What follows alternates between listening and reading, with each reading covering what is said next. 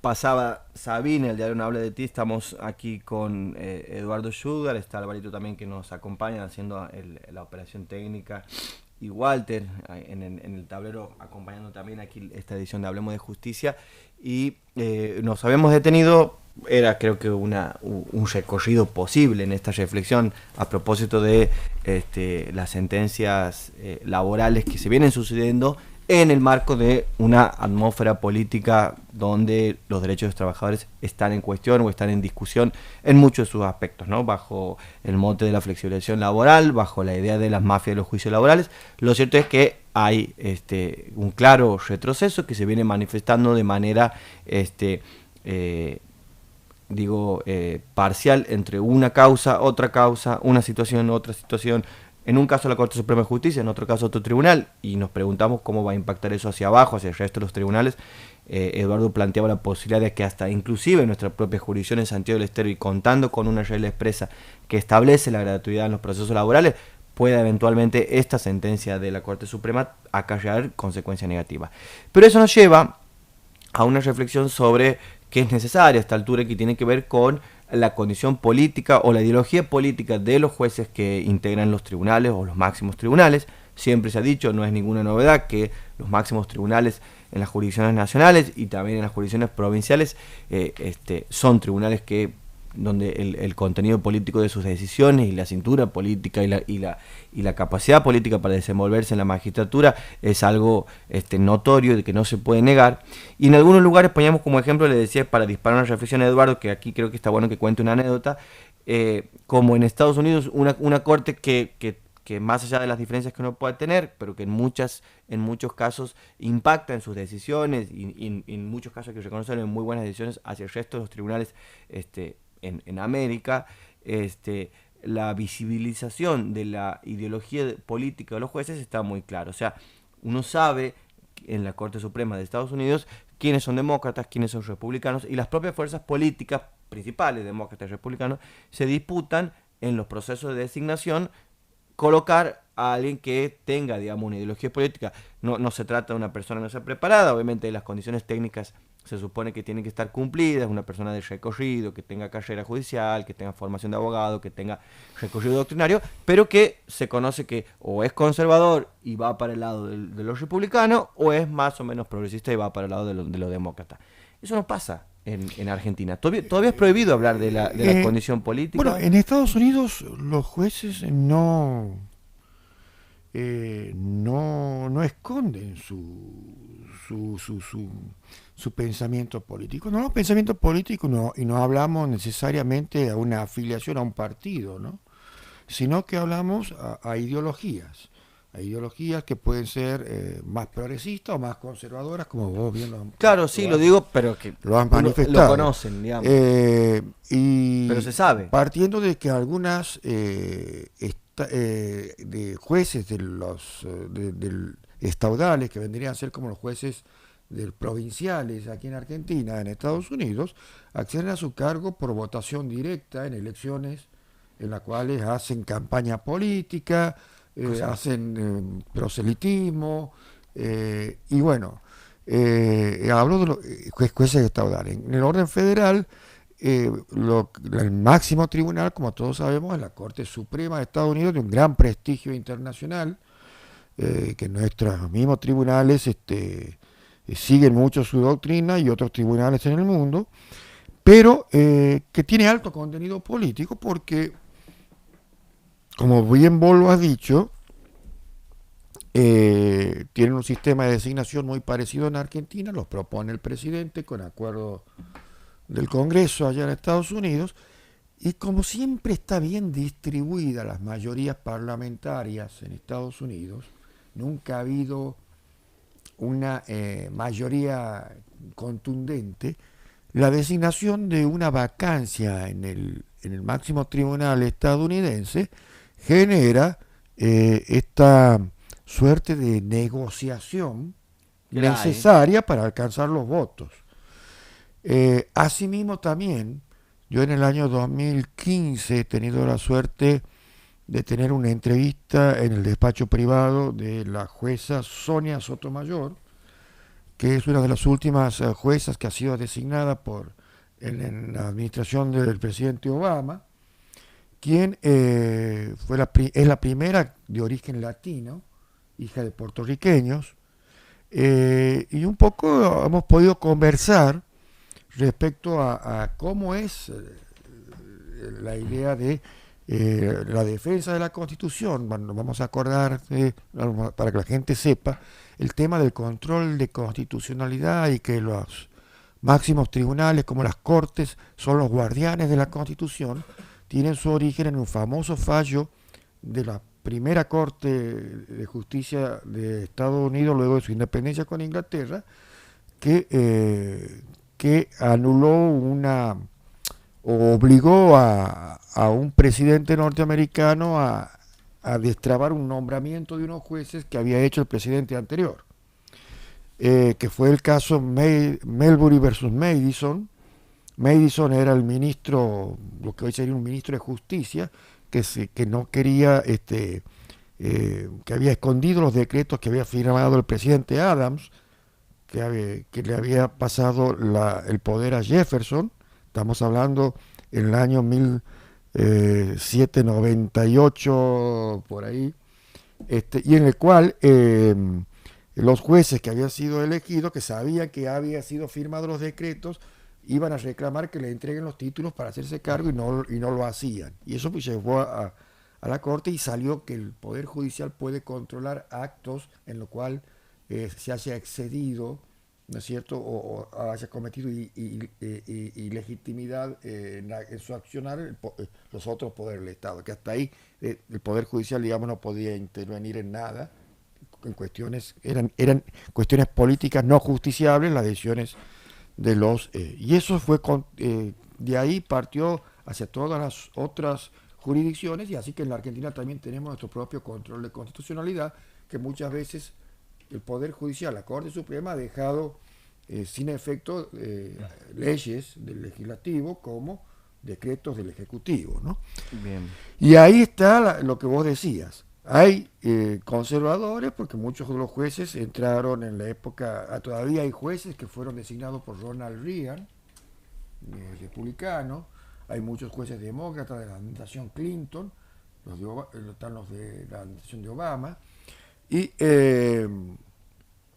ahora, el año pasado, murió uno de los espadachines, digamos, que tenía la ala conservadora, más bien, si tenemos que asociarla con uno de los grandes partidos, serían los republicanos, que fue Antonín Scalia, un juez muy reconocido en lo académico, pero muy hábil dentro de lo que, a pesar que allá la Corte tiene el juez jefe, que es el presidente, y que a diferencia de lo que pasa en Argentina, no hay disputas internas dentro de los tribunales, porque el juez jefe lo elige el presidente. Cuando lo designa para juez jefe, cuando queda vacante el juez jefe. Y el cargo de juez jefe lo va a mantener durante todo su tiempo que esté en la Corte en Estados Unidos. Y los demás se llaman jueces asociados. Hay un juez jefe y 8 jueces asociados. Así se integra la Corte. Pero sí me decía Soya Sotomayor cuando conversábamos que en las decisiones, por ejemplo, casos trascendentes, donde están involucradas cuestiones sociales, se nota las mayorías y minorías en que se producen. En que se pronuncian. Pero hay casos donde está en grave tela de juicio una cuestión constitucional, ahí sí, por más ideología que tienen, defienden la Constitución. Y uno caso emblemático era el tema del matrimonio igualitario, que salió el año pasado en Estados Unidos. Sí, que es un caso que todo el mundo creía que como había una cierta mayoría conservadora, no iba a prosperar en la Corte Suprema, y la gran sorpresa fue que la mayoría conservadora incluso votó a favor. O sea que hay cuestiones esenciales, como decía, que hacen al respeto a la Constitución, que la Corte de Estados Unidos, por más ideología que tengan los jueces, la respetan. Quizás por eso sea su prestigio. Quizás ahí se esconda su prestigio, ¿no? Y cuando el juez dice, no, yo no, ningún juez ha nacido ni ha venido por un repollo, eso es cierto, pero sí Pero está aquí en no el se juez habla. que esa ideología, bueno, cuando no se quiere hablar, y si lo ves como tabú es porque se tiene miedo o en el sentido de que por algo será, ¿no? En cambio, quien sabe que tiene que cumplir la función judicial lo puede hablar como es la cosa, porque si no sabemos que hay una gran un gran cinismo de decir no, yo soy independiente, no soy nadie. Si todos tenemos nuestra historia, desde nuestra educación en la casa, tenemos lo que judicialmente está reconocido por la academia como el paradigma judicial. Cada juez hace su perfil y su paradigma. ¿Por qué influye? Desde la ideología de la familia donde se crea, desde los Claro. colegios que uno concurre, si es público, si es privado puede ser confesional o puede ser laico, que todo eso va formando a la persona. Ortega se decía, yo soy yo de mis circunstancias. Es decir, la persona se forma, su personalidad, lo que la hace diferente respecto al otro, porque como venimos al mundo y somos botados del vientre de nuestra madre, todos somos iguales. Somos, digamos, máquinas formateadas. Pero después, entre de interacción con el mundo desde que nacemos hasta que salimos profesionales y nos revinculamos en nuestras funciones laborales de adultos, todo va cargando ideología. No solamente ideología política partidaria, quizás, sino otro tipo de ideología como es la cosmovisión que cada hombre tiene del mundo, desde lo religioso, desde lo ideológico en el sentido de su compromiso con las cuestiones sociales o no, desde una mirada que no quiero entrar tan en lo filosófico porque la gente quizá me pierda, pero muchas veces determinadas líneas de pensamiento. Kant distinguía el saber que adquiere el hombre en dos tipos de conocimientos, teóricos y prácticos. La razón pura o teórica y la razón Práctico. práctica. Bien. Ahora decía que dentro de la razón práctica, que era aquella que no solamente era teoría, ¿m?, del deber ser, sino que estudiaba el ser, las cosas, que se interrelacionaba con la naturaleza, había una mirada utilitarista y otra mirada ética. La utilitarista decía, bueno, yo tengo que conseguir y llegar a este punto, no me importa lo que pasa en el medio, la famosa línea maquiavélica, el fin justifica los medios con tal que logre el fin. ¿Por qué? Porque miro la utilidad. Por lo general las empresas hacen eso. Miran la utilidad, no le interesa si tienen trabajo esclavo con tal que les reditúe ganancia. En cambio, lo ético dice, tengo que llegar al fin. Ah, pero si llegar a ese fin rápido implica perjudicar a otros, entonces demoraré más, pero iré por el camino más complicado tratando de no generar ningún tipo de daño. Bien. Respeta cuestiones morales. Lo mismo pasa con esto.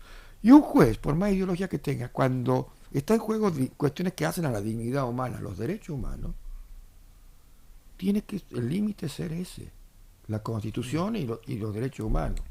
Por eso es bueno que un juez sea parte.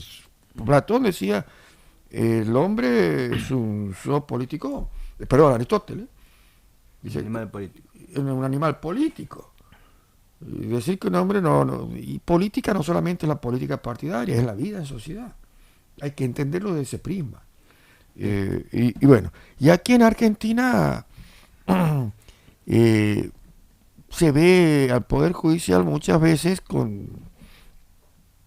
como cuando después se hace la lectura de la historia, diciendo, bueno, este tribunal fue, y por eso se lo asocia mucho con el nombre de quien tenía el poder.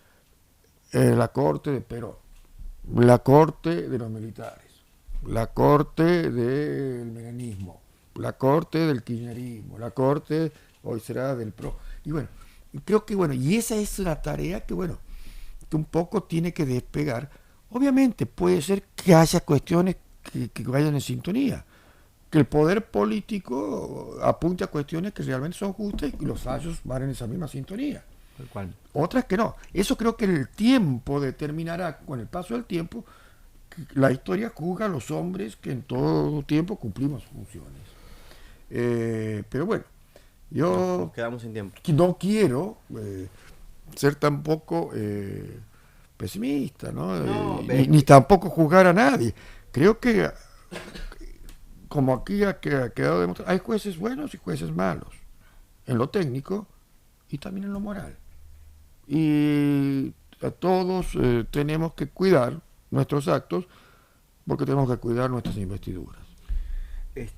Va a ser un tema que lo vamos a proponer para otra edición, porque como se vienen dando el curso de los hechos, va a haber nuevas noticias de esta Corte Suprema. Y ojalá sean mejores. Y ojalá sean mejores, pero la naturaleza política del acto juzgado, la condición política de la propia mentalidad que tiene un juez, es algo que seguramente va a salir nuevamente en este programa, porque ocupa transversalmente, creo que las reflexiones que generalmente hacemos en Hablemos de Justicia.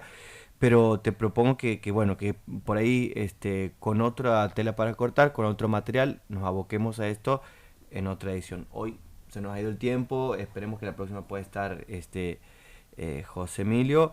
Te recuerdo, Eduardo, que el próximo miércoles tenemos el último programa de este semestre, que es el miércoles 12, después ya viene el receso invernal. Y vamos a ver si el próximo miércoles podemos hacer algo especial o algo distinto, si podemos estar todos y pensar algo. Sí, por lo pronto sí. creo que hoy nos hemos ocupado del tema que ha ocupado las principales páginas de las noticias judiciales en esta semana. Sí, y bueno, y que preocupa, ¿no? Preocupa Y a un preocupa, amplio claramente. sector porque sabemos que aquí la mayoría del pueblo argentino es pueblo trabajador y un alto porcentaje vive en las relaciones de dependencia, ¿no? Bien, nos vamos entonces será hasta el próximo miércoles en otra edición de Hablemos de Justicia.